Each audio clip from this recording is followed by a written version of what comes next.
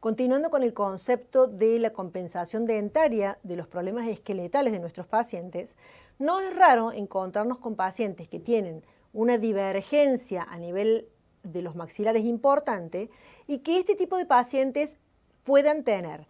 mucha cantidad de apiñamiento o en su defecto curva de Spee, que la curva de Spee, que es la extrusión del sector antero inferior, no tiene nada más ni nada menos que la intención de compensar mediante esta extrusión la necesidad de guía anterior de mi paciente. ¿Cuál es el problema? El día que nosotros instalamos brackets en la boca de nuestro paciente y le coloco un arco de tipo recto, el día que yo le coloco un arco recto, cuya función es nivelar la curva de Spee, a esta compensación que había generado mi paciente para poder comer y para poder vivir, vengo yo y la descompenso. Entonces debo conocer las características de las bases óseas previas a colocar los brackets para evitar estar provocándole más daño que beneficio, y el día que yo decida ordenar los elementos dentarios con brackets con prescripción y con un arco recto, lo pueda hacer a favor de la función y de la estética de mi paciente y no en contra de su favor o en contra, perdón, de su función y de su estética. Vamos a ver ahora, por ejemplo, hacer una descripción de lo que es el problema vertical. Cuando nosotros vamos a iniciar el diagnóstico, vamos a iniciar haciendo una descripción de los problemas de nuestro paciente en sentido vertical, en sentido sagital y en sentido transversal.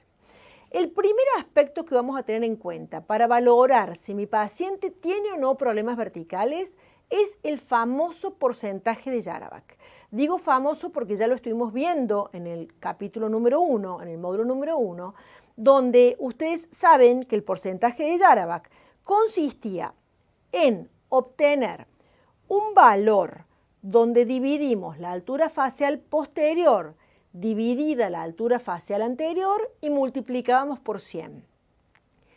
Este valor, que es un porcentaje, nos permite establecer tres grandes esferas, donde desde el 58 al 61% de Jarabach estamos hablando de pacientes dólico-faciales.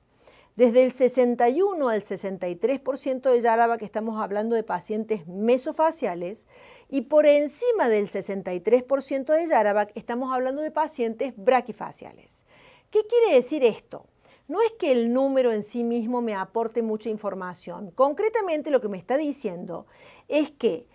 en el primer paciente dólico-facial, cuando yo me encuentro que la altura facial anterior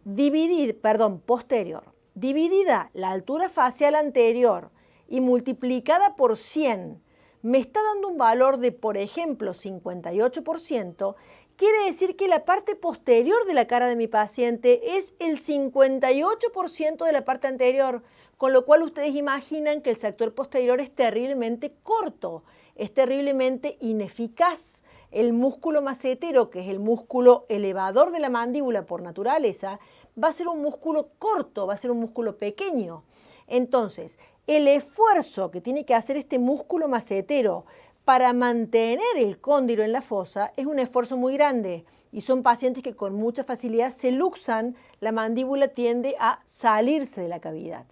A eso le sumamos que por no tener suficiente fuerza muscular, los elementos dentarios siguen sufriendo con el paso de los años una erupción pasiva. Y esta erupción pasiva provoca que cada vez la boca se vaya abriendo más y vaya atentando contra la guía anterior.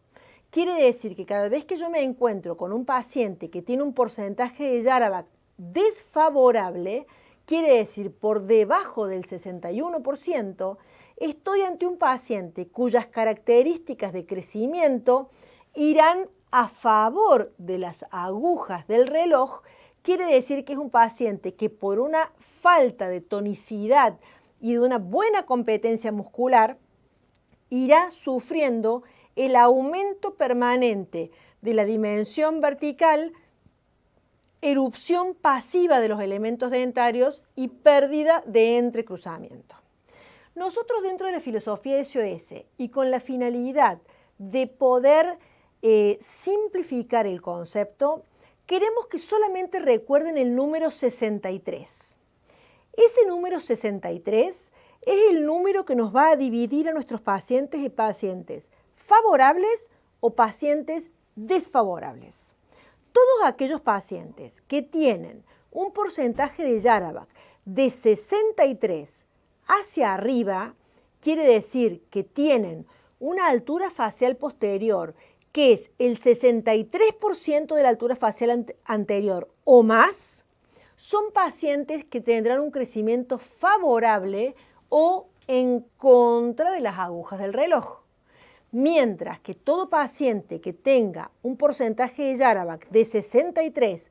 hacia abajo será un paciente desfavorable o que crecerá a favor de las agujas del reloj. Quiere decir que son pacientes que a medida que vayan creciendo, que vayan erupcionando mayor cantidad de elementos dentarios, lo que se irá produciendo es paulatinamente una pérdida de entrecruzamiento y de guía anterior.